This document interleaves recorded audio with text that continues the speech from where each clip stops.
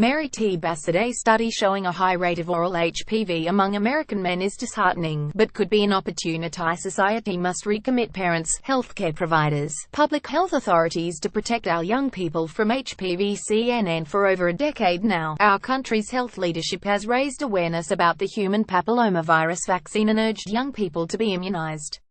Sadly, HPV vaccine rates in America have remained inadmissibly low. That fact, well known in the medical and public health communities, feels particularly poignant today, after a study published this week by the Annals of Internal Medicine exposed the stunning statistic that an estimated 11 million men in America have oral HPV infections and 7 million men have the high-risk type of HPV that can cause cancers of the mouth and throat. The reasons why our young people are not receiving this important vaccine vary and are complex, but the responsibility falls mostly on two parties: the healthcare provider who must recommend it, and the parent who must accept it. Healthcare providers must shift the conversation from the way in which HPV is transmitted and focus on the disease it prevents.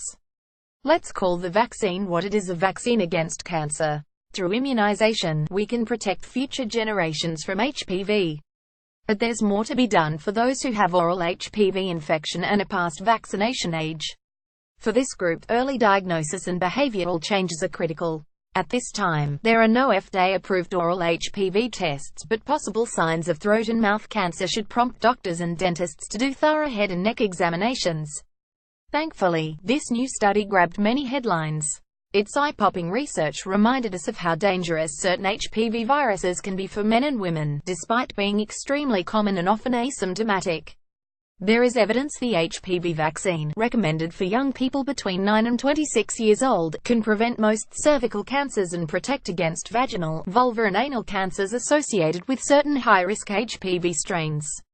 Researchers are now also looking to see if it is effective in preventing high-risk oral HPV infections.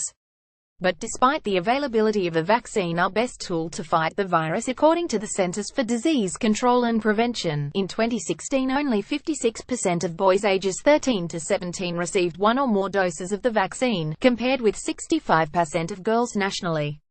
And only 37.5% of boys in this age group completed the HPV vaccine series, compared with 49.5% of girls. Some parents fear that authorizing their teenagers to get the vaccine somehow gives them permission to have sex before they may be ready.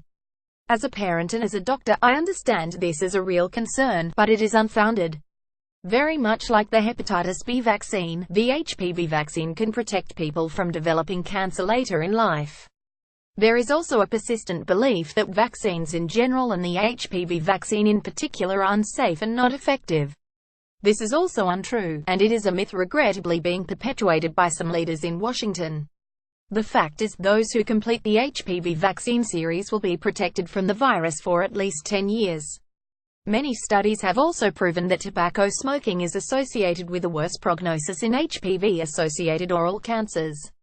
As a former smoker, I remind myself that while quitting smoking is extremely hard, continuing smoking can be deadly. And of course, engaging in safe sex practices is key to prevent HPV.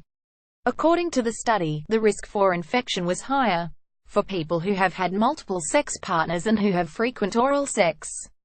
Condoms and dental dams, when used consistently and correctly, may lower the chances of giving or getting oral HPV because they can stop the transmission of HPV from person to person. This week's news is an opportunity to recommit as a society, parents, healthcare providers, public health authorities, to our collective responsibility to protect our young people from HPV and reduce their risk of developing related cancers.